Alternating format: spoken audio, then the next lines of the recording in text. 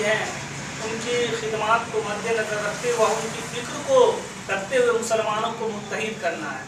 दलित को मुत्तहिद करना है, सियासी ताकत भी बनाना है और समाजी खिदमत आले पैमाने पे करना है। समाजी खिदमत में इनका मौजू है कि जुल्म के ख़िलाफ़ आवाज़ उठाना है, नाइंसाफ़ी के ख़िलाफ़ आवाज़ उठाना है, चाहे वो जुल्म किसी भी दायरे का हो, किसी भी ज़रिए का हो। एक जुल्म सरकार कर रही है,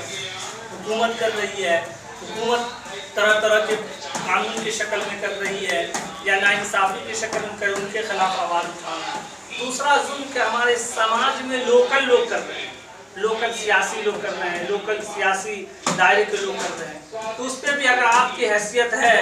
तो जो बुराई को कहा गया है 3 दर्जे के अमर बिल मारूफ व नही अनिल मुनकर को रोकने का जो 3 दर्जा बयान किया गया है कि आप पहले बुराई को हाथ से रोकें, फिर ज़बान से रोकें, फिर दिल में बुरा समझें। उस तीनों दर्जे में आप जिस दर्जे के लायक समझें उस एतबार से अपना कदम उठाएं, क्योंकि समाज में रहना भी है, जीना भी है, हालात होते हैं। बहरहाल ऊपर का मकसद यही है कि मुसलमानों को मुत्तहिद करना है, मुसलमानों को जुल्म के खिलाफ नाइंसाफ़ी के खिलाफ आवाज़ उठाने की हिम्मत और हौसला पैदा करना है, यानी जागरूकता पैदा करना। मिसाल के तौर पर हिंदुस्तान के अंदर हर खित्ते में शाहीन बाग करना सरकार ने चला, लेकिन कोई संगठन के जरिए नहीं चला, कोई तंजीम ऐसी नहीं थी जो तंजीम के जरिए आवाज़ उठाई जाए,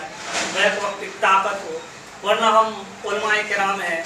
दुनियादार भी हैं, सारे लोग हैं, मुसलमानों का निशाना हुकूमत की निगाह में पहले रहता है तो भाई ये ज़्यादा उठ रहा है, इसको कोई केस डाल के खामोश कर दो, इसको अंदर कर दो। तो एक संगठन के जरिए अगर कोई आवाज़ को उठाया जाएगा तो उसके पास कुछ जेल में रखने की जगह नहीं होगी, है? आपके साथ कोई हालात आया, आप नाइंसाफ़ी के खिलाफ सब पूरी संगठन के साथ उठा रहे हैं तो सारे लोग हम आपके साथ हैं, ऑटोमेटिक वो पीछे हटेगा तो भाई ये संगठन मजबूत है। मौलाना शाहिद साहब कोई कलाम कर रहे हैं, कहीं पे उठा रहे हैं, जैसे अभी उन्होंने कानून को पास किया है कि कोई इमाम कोई तकरीर कर रहा है तो तकरीर बाद में तहकीक होगी आपने गलत किया या सही किया, पहले आपको 6 महीना जेल में रखा जाएगा। ये कानून अभी उन्होंने पास किया जस्ट अभी 1 हफ्ता पहले। क्या मस्जिद में तकरीर मिसाल के तौर पर हिकायत सहाबा बयान कर रहे हैं, हज़रत उमर का वाक़या बयान कर रहे हैं, हज़रत हमज़ा रज़ियल्लाहु ताला अन्हु का वाक़या बयान कर रहे हैं, जहाद का वाक़या बयान कर रहे हैं, गज़वे तबूक का वाक़या बयान कर रहे हैं, गज़वे उहद का बदर का वाक़या बयान कर रहे हैं। उनको गलत समझ में आए या न आए, आपके वाक़यात को बाद में तस्दीक की जाएगी, पहले आपको 6 महीना के लिए जेल कर दिया जाएगा। तो इस तरह के कवानीन जो आ रहे हैं ये मुकम्मल तौर पर डिमोरलाइज और कमज़ोर करने के लिए, आपको अपाहिज बनाने के लिए, अपाहिज बना के आपका मुस्तकबिल में कोई ताकत न रहे, आप इस लायक न रहें कि अपनी ज़बान को हक़ के लिए खोल सकें, इंसाफ के लिए खोल सकें। तो हमारे अकाबरीन जो हैं वो बड़े परेशान कुन हालत में, तो उन्होंने मिसाल के तौर पे करोड़ों रुपए खर्च करके, कई करोड़ रुपए खर्च करके बाबरी मस्जिद का केस लड़े। बाबरी मस्जिद का केस लड़ने के बावजूद सारी सबूत को तस्लीम भी किया हुकूमत ने, सुप्रीम कोर्ट ने आपको नहीं किया। तलाक़ सलासा का मसला आया, पूरी दुनिया के अंदर मस्तूरात ने वक्त निकाली, मस्तूरात ने लिख के दिया, करोड़ों की शक्ल में मस्तूरात की तहरीर पहुँची, लेकिन उन्होंने मानने को तैयार नहीं, वो कानून को पास किया। इसी तरह सीए कानून आया, ऐसी तहरीक मुझे लग रहा है इससे 70 साल में चलाई गई कि हिंदुस्तान का कोई ज़िला बाकी नहीं होगा जहाँ लोगों ने प्रदर्शन न किया हो, कोई ज़िला बाकी नहीं होगा जहाँ लोगों ने प्रदर्शन न किया हो। हर जगह प्रदर्शन किया गया, हर जगह लोग रैली की शक्ल में, एक दिन के मेमोरेंडम की शक्ल में, शाहीन बाग की शक्ल में किया,